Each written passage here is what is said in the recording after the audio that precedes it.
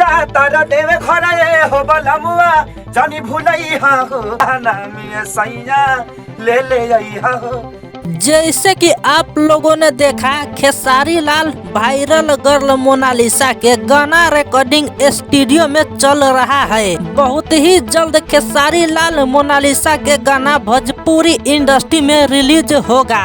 अब मोनालिसा मेला में इधर उधर भटक कर रुद्राक्ष के माला नहीं बेचेगा। अब खेसारी लाल अपने गाना में काम दे दिया है। अब मोनालिसा हीरोइनी बनेगा, सिंगर बनेगा, अब ये एक्ट्रेस बनेगा।